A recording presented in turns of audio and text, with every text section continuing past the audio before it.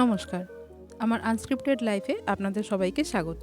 আজকে সকাল সকাল ৩ জনে বেরিয়ে পড়েছিলাম একটু হাঁটতে, ওই মর্নিং ওয়াক আর কি। তো সকাল সকাল বেরিয়েছিলাম, আমাদের বাড়ি থেকে মোটামুটি ওই ১০-১৫ মিনিট দূরে একটা মন্দির আছে, সেই পর্যন্ত হেঁটে যাওয়ার উদ্দেশ্য নিয়েই বেরিয়েছিলাম। তো সেই মতো মন্দিরে পৌঁছেও এসেছি, দেখতে পাচ্ছ তোমরা মন্দিরটা।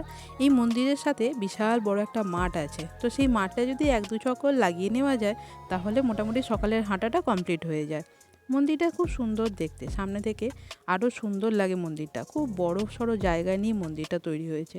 এখানে যখনই কোনো অনুষ্ঠান হয়, এই যে বড় জায়গাটা দেখতে পাচ্ছ, এখানে খাওয়া দাওয়ার অনুষ্ঠান করা হয়ে থাকে। এটা মা কালীর মন্দির, আর পাশের ছোট্ট মন্দিরটা শিব ঠাকুরের মন্দির করা আছে।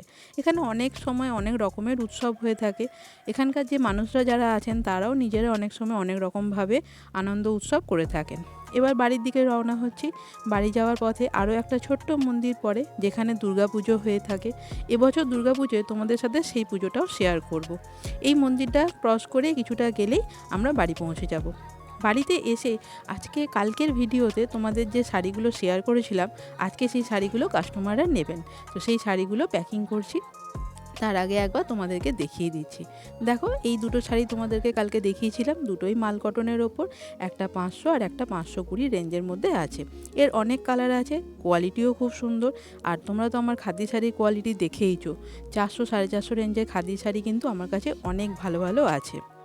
দেখো, প্যাকিং রেডি, প্যাকিং করে এবার কাস্টমারের হাতে তুলে দেওয়ার অপেক্ষা।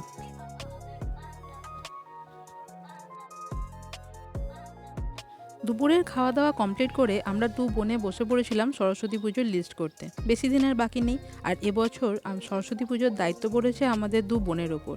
কী রান্না হবে, কী ভোগ হবে, কীভাবে পুজো হবে, ঠাকুরকে কীভাবে সাজানো হবে, কী ফুল কেনা, ফল কেনা, সন্দেশ কেনা, সমস্ত কিছু কিন্তু আমাদের দু বোনের ওপর দায়িত্ব পড়েছে। তাই আগে থেকে তার লিস্ট করা, প্ল্যানিং করা মোটামুটিভাবে চালু হয়ে গেছে। দেখো, এটা আমাদের ঠাকুরঘর, কীভাবে ঠাকুরকে সাজাবো বসাবো তারই একটা প্ল্যানিং চলছে। সন্ধেবেলা হবে পিঠে, তাই তার জন্য নারকেল কুড়োনোর দায়িত্ব পড়েছে আমার ওপর। দেখো, নারকেলগুলো ভালো করে ধুয়ে ভালো করে পরিষ্কার করে নারকেল কুড়োতে বসে পড়েছি। নারকেল কুড়োনো হয়ে গেলেই কিন্তু মা আস্তে আস্তে পিঠে করাটা চালু করে দেবে। নারকেল কুড়োনো কমপ্লিট। আমি যেহেতু পিঠে খেতে একটু বেশিই ভালোবাসি, তাই পিঠে হবে সন্ধ্যেবেলা, আমি দুপুরবেলায় নারকেল কুড়িয়ে রেখে দিলাম, যাতে মা কোনো অজুহাত না দিতে পারে। চলো এবার যাব ছাদে। ছাদে জামাকাপড়গুলো নিয়ে চলে আসি। যা শীতকাল পড়েছে, ৪টে-৪.৩০ বাজে না বাজতেই জামাগুলো এমন স্যাঁতস্যাঁতে হয়ে যায় যেন মনে হয় এখনও ভেজা আছে, কিছুই শুকোয়নি। ছাদে এসে দেখলাম বেশ ভালোই রোদ্দুরটা আছে, তাই একটুখানি গায়ে রোদ্দুর লাগিয়ে ভালো করে জামাকাপড় গুছিয়ে নিয়ে ছাদ থেকে নিচে নেমে পড়লাম।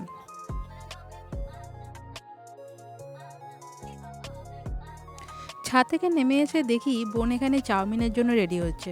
সন্ধ্যাবেলা আমি, বোন আর আমার ঠাকুমা তিনজনে আমরা চাউমিন খাবো, তারই প্রস্তুতি চলছে। চাউমিন সেদ্ধ হচ্ছে, আর একদিকে মশলা রেডি হয়ে গেছে। চাউমিনটা সেদ্ধ হয়ে গেলেই কিন্তু রান্নাটা চালু হয়ে যাবে।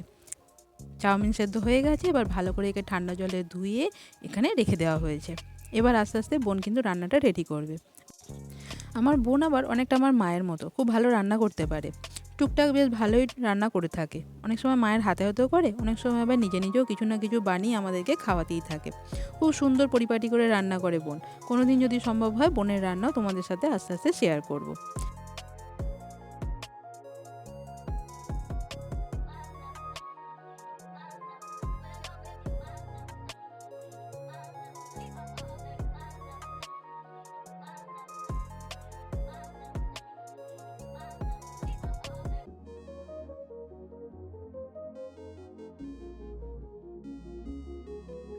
আমাদের গরম গরম চাউমিন কিন্তু একদম রেডি, রেডি টু সার্ভ।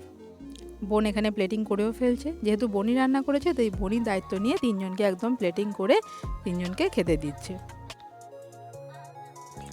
আসলে আমরা যখন রান্না করি, মা একটু ছুটি নিতে চায় আর কি, যে তোরা রান্না করছিস, তোরাই নিজেরাই রান্না কর, তোরা নিজেরাই সার্ভ করে নিজেরাই খেয়ে সমস্ত কিছু একবারে গুছিয়ে নে। মা একটু ছুটি পেয়ে যায় এই সুযোগে।